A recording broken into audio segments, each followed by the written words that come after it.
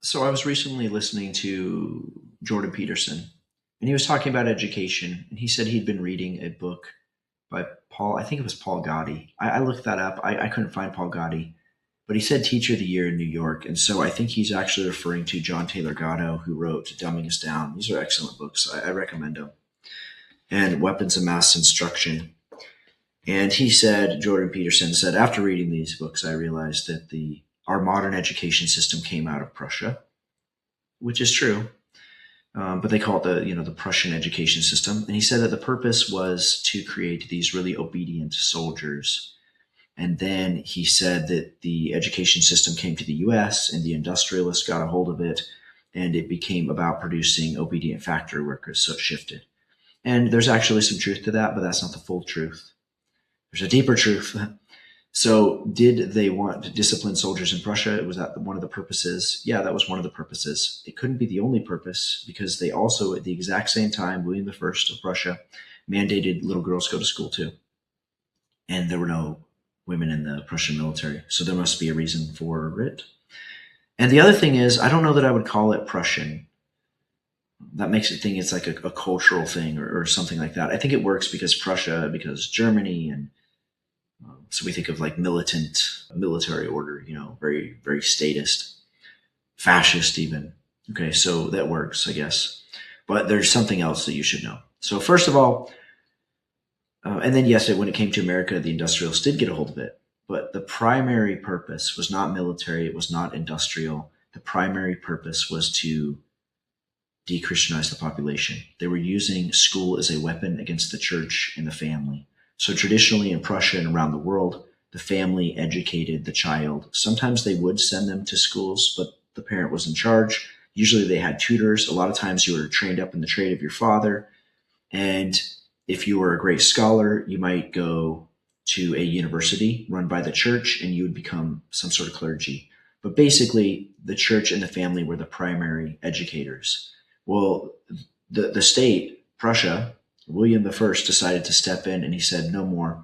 We don't want the clergy necessarily. They could be teachers, but they'll be under the state. So the church is not going to educate, and neither are the parents. We're going to force the kids into the state's school. So the state was hijacking two of the branches of government, the natural branches. I know in America we learned that there's three branches of government. There's the executive, legislative, and judicial. The three natural branches of government are the family, the church, and the state. And here the state was saying, no more church, no more family, just the state. That's the only authority. And we will be raising the state's children. So it was a huge invasion, a huge usurping of its own authority. So the state was taking charge. And the reason for this was there were religious wars going out throughout Europe between the Catholics and the Lutherans and the Calvinists and other denominations. And so the state said, no more, you're going to be Prussian first. It will be united by the state. That'll be our identity. And then, you can have your other religions or something like that, but we're going to be Prussian first. And we're going to teach a standard catechism throughout our state schools. It will be very much closely, Lutheran. And if you're Lutheran, you might like that. But it doesn't last very long, okay? Because the real creator of the modern public school system was not William the First. It was his son, Frederick the Great. They call him Great. As soon as you're studying history and somebody says Great, be warned. We have Peter the Great, Frederick the Great, Catherine the Great. They were all named by the Freemasons who write our history. And Frederick the Great was not only Prussian, more importantly, he was a Grand Master of Freemasonry. He, like Peter the Great, established lodges all throughout Prussia. He was very liberal. And if you know, the Freemasons have a history of persecution of the church. They hate the church. Their goal was to create a new world order where they remove the church. And so now that we had all of the Prussian children in the school system, Frederick the Great, when he became king, he secularized the schools. So not only were they going to be taken away from the church and the parents, but now they would no longer receive a real religious education of any sort. He was very liberal. So that's what it should really be called. It should be called the Freemason public education system. That's the roots. It's Freemasonry. And Freemasonry was hostile to the church. That was the first purpose of school, was to de-Christianize the population. It wasn't his idea. It was already floated in Freemason circles. When the Freemasons, Jacobins, those types, when they got a hold of France during the French Revolution, they were fanatics, religious fanatics. We often think it was against a class war between the peasants and the king and their bread shortages. That's nonsense. It was mostly a religious war, and between the Freemasons and the king. And when they overthrow the king, they didn't just kill the king, and his family, but they absolutely destroyed religion in France as much as they could. So much so they'd go into the graveyards and they would put signs above the graveyard saying, "Death is eternal rest." They went into that beautiful cathedral, Notre Dame Cathedral, and they tore down the statues of Mary and Jesus and the crucifixes, and they actually brought in, let's say, immodest women, and they danced around like Lady Liberty, and they made Notre Dame Cathedral the temple of reason.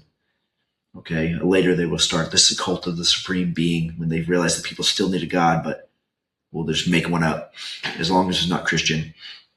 They massacred nuns, they massacred clergy, they made all the clergy swear allegiance to the new republic for which it stands instead of the church and God. So it was definitely a war on the church. They even changed the calendar so that year one wouldn't be when Christ was born. It would be the year of the revolution. They changed it to a 10-day week so that you wouldn't know what day Sunday was, or Sunday wouldn't exist. They were fanatics. And of course, they wanted public schooling. It would be state-funded public schooling. It would be mandatory. They would take your child at 5 years old, and that was to de-Christianize the population. They realized historically they persecuted the Christians, the adults, and you just couldn't break them. But they said, hey, if we can take their children away from them, we'll give them a secular education. And when one generation has passed, Christianity will be something you read about in a museum. That's what they thought would happen. So it was a war against the church. It was no different in America. Horace Mann, who is considered the father of modern public schooling in America, in Massachusetts, he went in America. He went on a great tour and he studied the Prussian system. At that time, we're talking mid 1800s now. It was all over Europe, the Prussian system. It's really the Freemason system, okay? The Antichrist Freemason system. And he studies it and he says, oh, it's wonderful. We'll bring it back to the US. And it's funny because in the first generation, that was the complaint. You have him basically addressing the parents, and they're accusing him of secularizing the school. And he basically says, listen, like, what do you want me to do? There's all these different denominations and stuff. So we just teach Christian morality, but we're not going to teach the doctrines. And it's funny that he's denying that he's doing that. But the parents knew. So that was on the table right off the bat. As soon as his model got to the US, they were accusing him of secularizing their children. And he was not a Christian. He was a Unitarian Christian, which means doesn't believe in the Trinity, which means doesn't believe in the divinity of Christ. So not a Christian at all. And that was the model that was brought to the US.